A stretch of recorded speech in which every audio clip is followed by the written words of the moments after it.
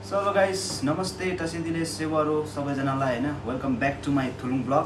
तपाईहरु पनि सबैजना ठिकै हुनुहुन्छ होला, सन्चै हुनुहुन्छ होला। म पनि एकदम सन्चै नै छु, राम्रै छु हैन। अस्तिको ब्लग अब त्यस्तै भइहाल्यो। अनि त्यही भनेकन आज मैले फेरि एउटा ब्लग लिएर आएको छु, सर्ट ब्लग तपाईहरुको लागि हैन। एउटा रेसिपी नै लिएर आएको छु। त्यो चाहिँ आज म तपाईलाई के हुनेवाला छ भने म तपाईलाई त्यो चाहिँ म देखाउने छु। एकदम स्पेशली हुनेवाला छ।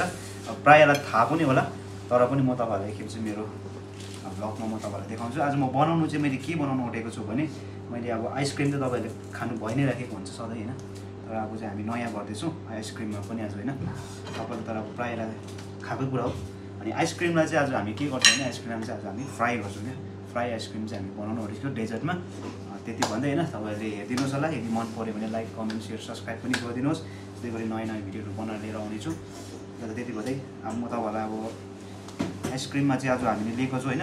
मैले चाहिँ अब यो यसमा मैले यो बाहिरबाट कोटिङको लागि चाहिँ के लिएको छु भने यो कर्नफ्लेक्स लिएको छु। यसको चाहिँ म अहिले पाउडर बनाउँछु हैन। त्यसको बादमा अलिकति अमुल फ्रेस क्रिम लिएको छु, त्यहाँदेखि मिल्क लिएको छु। त्योभन्दा पहिला चाहिँ के गर्नुपर्ने हुन्छ भने त्योभन्दा पहिला चाहिँ हामीले आइसक्रिमको चाहिँ बल बनाएर चाहिँ एकछिन फ्रिजमा राख्नुपर्ने हुन्छ। र त्यो त्यति म तपाईँलाई देखाउँछु, हेर्दै गर्नुहोस्। आइसक्रिम चाहिँ यो चाहिँ कुन चाहिँ आइसक्रिम भने यो चाहिँ तपाईँको भेनिला आइसक्रिम हो। राम्रै हुन्छ आइसक्रिम। जुनै आइसक्रिमको पनि तपाईँहरू बनाउनु सक्नुहुन्छ क्या। अब तपाईँहरूलाई अब घरमा अब त्यही हो, अब नयाँ नयाँ कुराहरू अब यस्तै गर्नु मन लाग्यो भने आइसक्रिम चाहिँ अलिक बेसी चाहिने हुन्छ भन्दै होइन। पहिला चाहिँ अब यसलाई चाहिँ हामी बनाएर चाहिँ फ्रिजमा हालिदिइहाल्नु पर्ने हुन्छ होइन। पहिला यति आइसक्रिम निकाल्नु पर्ने हुन्छ।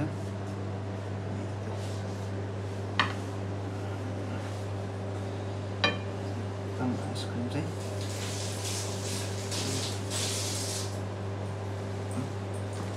अब यसलाई बाहिर अब यो सबै मिजा सामानहरू रेडी गर्नेसँग बाहिर राख्दा चाहिँ के हुन्छ भने फेरि मेल्ट हुने डर हुन्छ।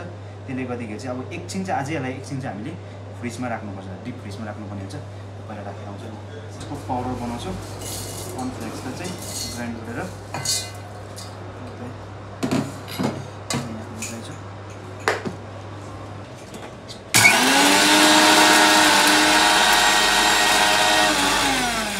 अब हाम्रो कोटिङको लागि बाहिरबाट कोटिङ लागि पाउडर पनि भयो।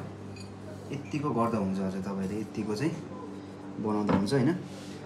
यसमा कर्नफ्लेक्सहरू पनि सरी कर्नफ्लेक्स अरे ब्रेड कमहरू भन्नुहुन्छ, तर ब्रेड कमहरू चाहिँ राम्रो हुँदैन। यो चाहिँ किन मैले युज गरेको भने यसमा चाहिँ अलिकति फ्लेभर पनि हुन्छ नि त। त्यसले गर्दाखेरि क्या अलिक स्विट स्विट खालको फ्लेभर हुन्छ, त्यो राम्रो हुन्छ क्या। पाउडर पनि रेडी भयो। त्यसको लागि यो चाहिँ मैले अब फेरि मिल्क र क्रिम युज गर्दैछु। यो चाहिँ अब बललाई चाहिँ एउटा डिप गरेर मात्रै त्यसको बादमा मात्रै हामी यसमा चाहिँ कोटिङ गर्नेवाला छौँ। अनि अलिकति मैले दुध लिएको छु यसमा। सिम्पल छ, तपाईँहरूले घरमा एकदम बनाएर खानु सक्नुहुन्छ यो चाहिँ। अनि यो चाहिँ अमुल क्रिम लिएको छु। अलिकति यसलाई चाहिँ तपाईँले मोटो बनाउनुपर्छ क्या, अलिकति मिक्स गर्नुपर्ने हुन्छ।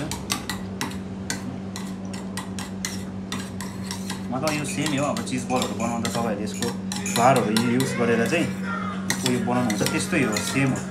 तर अब यसमा चाहिँ मैले फ्लावरहरू युज नगरेर चाहिँ यसमा चाहिँ मैले क्रिम नै युज गरेको क्या। अब अलिकति राम्रो हुन्छ नि त। तपाईँहरूले अब क्रिम छैन भने पनि घरमा अलिकति दुध अनि अलिकति मैदा, त्यसमा अलिकति चिनी हालेर पनि बनाउन सक्नुहुन्छ क्या। यो चाहिँ एकदम सजिलो छ।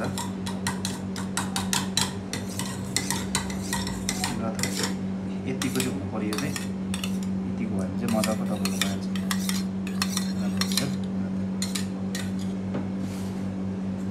बल्स पनि अलमोस्ट रेडी भइसक्यो हो। अब यो बल्सलाई चाहिँ म यहाँभित्र पहिला डिप गर्छु मजाले।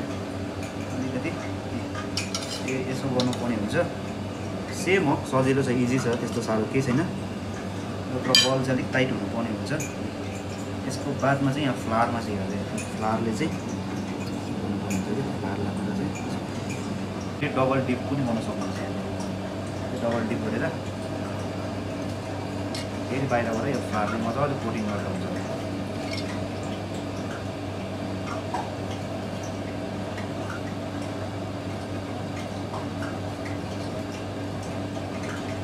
त्यस्तो साह्रो केही छैन, तपाईँहरूले पनि घरमा बनाएर खान सक्नुहुन्छ होइन। एकदम यो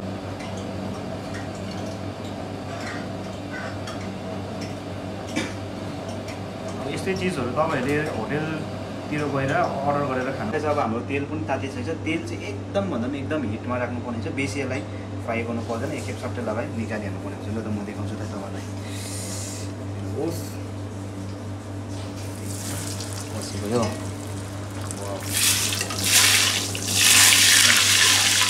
बस यति नै हो।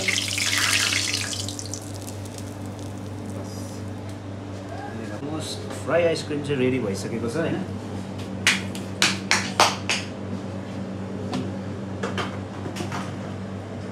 अब हाम्रो फ्राई आइसक्रिम चाहिँ अलमोस्ट रेडी भइसकेको छ। कस्तो लाग्यो होला? अलिकति माथिबाट गार्निसको लागि सुगरको पाउडर माथिबाट हालिदिन्छु। एकदम सिम्पल छ। माथिबाट तपाईँहरूलाई अब चक्लेट सिरपहरू मनपर्छ भने हाल्दा पनि हुन्छ। एकदम सिम्पल हो यो। एकदम यतिलाई कस्तो लाग्छ तपाईँलाई? एकदम सिम्पल सजिलो छ यो रेसिपी चाहिँ। यसो घरमा ट्राई गर्नु होला हैन। कस्तो भएको छ म तपाईँहरूलाई देखाउने बोला छु। फ्राई आइसक्रिम चाहिँ एकछिनमा कस्तो हुन्छ भने चाहिँ फ्राई आइसक्रिम पनि जस्ट मजाको यो परिवार हेर्नुहोस्। यस्तो हुनुपर्छ भित्ता चाहिँ तपाईँहरूको यतिको चाहिँ हुनुपर्छ आइसक्रिम चाहिँ। यसलाई चाहिँ भन्छ तपाईँको फ्राई आइसक्रिम। ज्यादा फ्राई गर्नु पर्दैन, भित्र यति हुनुपर्छ। हेर्नुहोस् आइसक्रिम चाहिँ ट्राई गरेर हेरौँ है।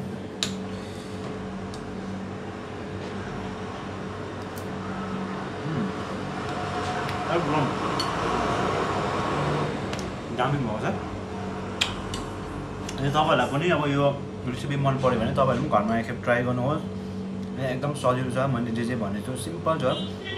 मेरो खानाको रेसिपीहरूमा ज्यादा तपाईँलाई खर्च केही छैन। एकदम सजिलो छ। ट्राई तपाईँहरू अनि आजको मेरो रेसिपी कस्तो लाग्यो, आइसक्रिमको डेजर्टको तपाईँहरूलाई कस्तो लाग्यो? यदि मन पऱ्यो भने लाइक कमेन्ट सेयर सब्सक्राइब गरिदिनुहोस्।